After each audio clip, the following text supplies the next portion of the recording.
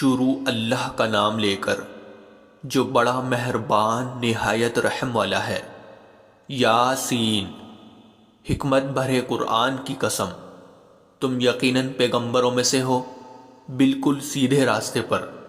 یہ قرآن اس ذات کی طرف سے اتارا جا رہا ہے جس کا اقتدار بھی کامل ہے، جس کی رحمت بھی کامل، تاکہ تم ان لوگوں کو خبردار کرو جن کے باپ داداؤں کو پہلے خبردار نہیں کیا گیا تھا، اس لیے وہ غفلت میں پڑے ہوئے ہیں۔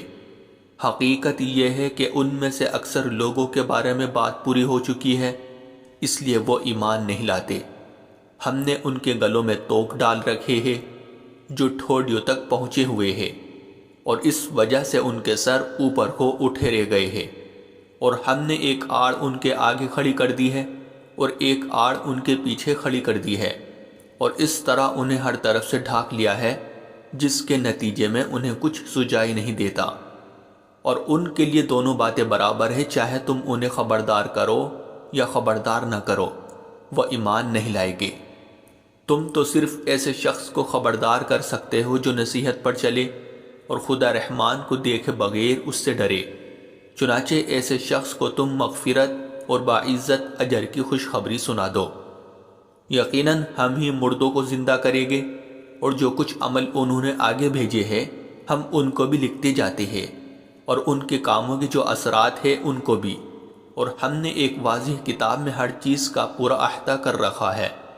اور اے پیغمبر، تم ان کے سامنے ایک بستی والوں کی مثال پیش کرو جب ان کے پاس رسول آئے تھے۔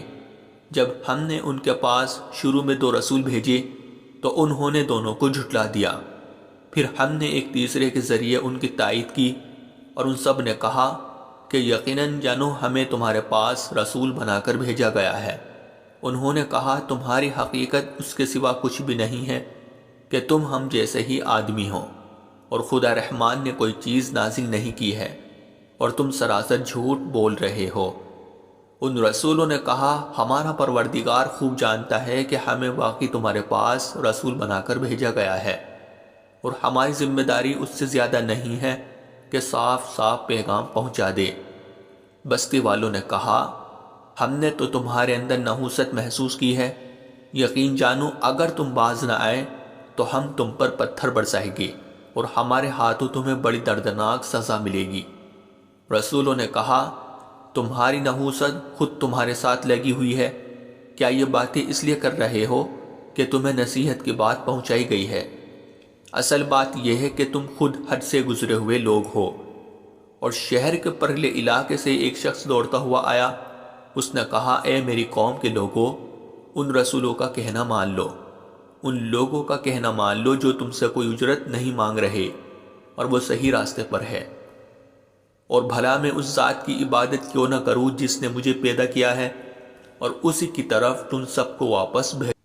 بھلا کیا اسے چھوڑ کر میں ایسوں کو معبود مانوں کہ اگر خدا رحمان مجھے کوئی نقصان پہنچانے کا ارادہ کر لے تو ان کے سفارش میرے کسی کام نہ آئے، اور نہ وہ مجھے چھڑا سکے۔ اگر میں ایسا کروں گا تو یقیناً میں کھلی گمراہی میں مبتلا ہو جاؤں گا۔ میں تو تمہارے پروردگار پر ایمان لا چکا، اب تم بھی میری بات سن لو۔ آخر کار بستی والوں نے اس کو قتل کر دیا، اور اللہ کی طرف سے اس سے کہا گیا کہ جنت میں داخل ہو جاؤ۔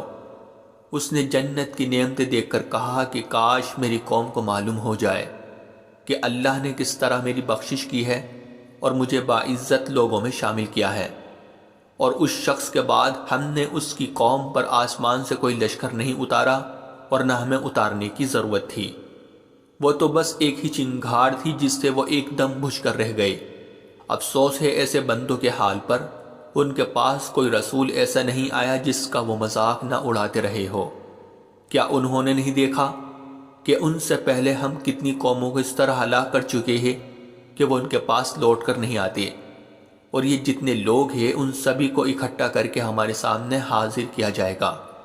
اور ان کے لیے ایک نشانی وہ زمین ہے جو مردہ پڑی ہوئی تھی، ہم نے اسے زندگی عطا کی، اور اس نے غلہ نکالا جس کی خوراک یہ کھاتے ہیں۔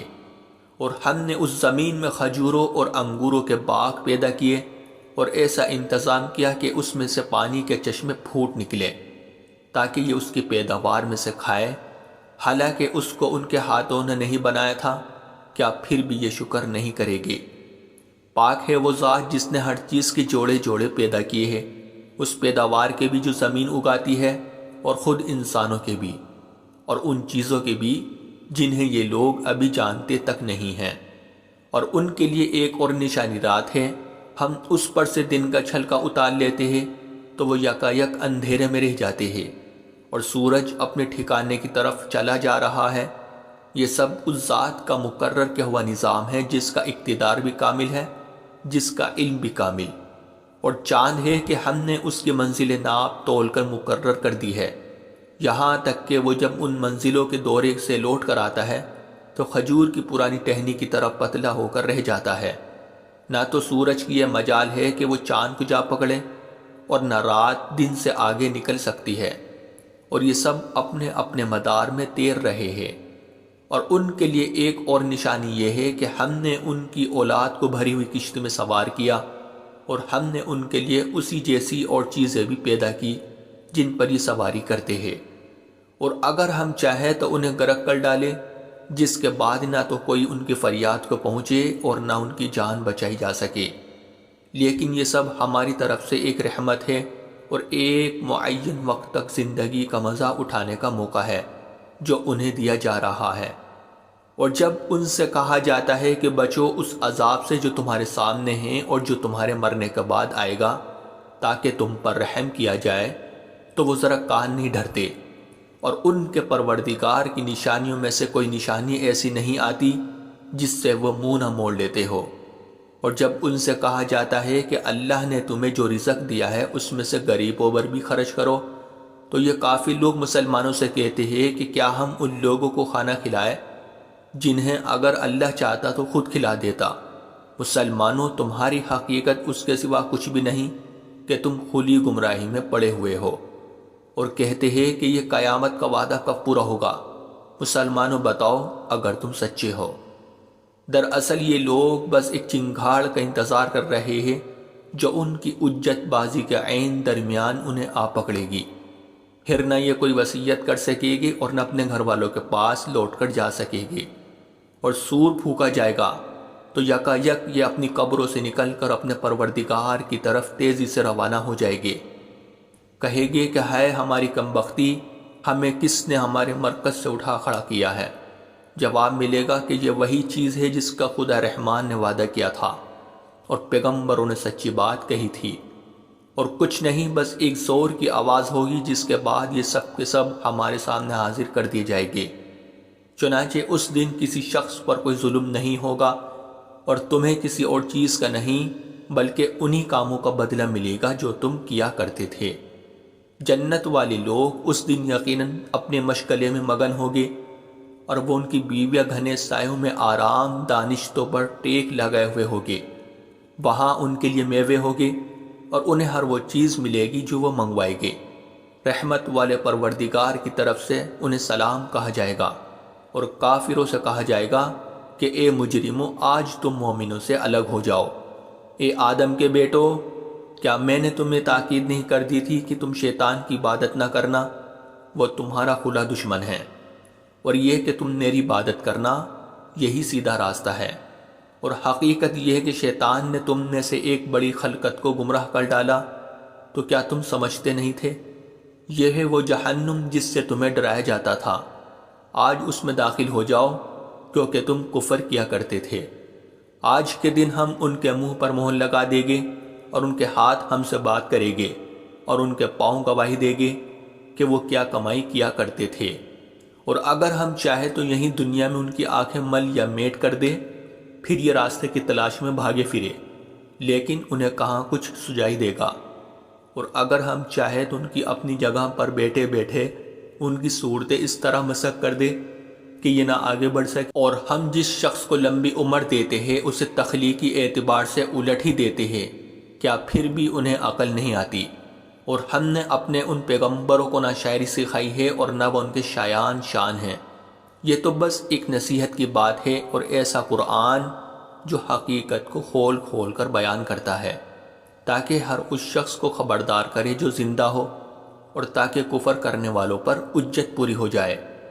اور کیا انہوں نے یہ نہیں دیکھا کہ ہم نے اپنے ہاتھوں کی بنائی ہوئی چیزوں میں سے ان کے لیے موشی پیدا کیے اور یہ ان کے مالک بنے ہوئے ہیں، اور ہم نے ان موشیوں کو ان کے قابو میں دے دیا ہے، چنانچہ ان میں سے کچھ وہ ہے جو ان کی سواری بنے ہوئے ہیں اور کچھ وہ ہے جنہیں یہ کھاتے ہیں۔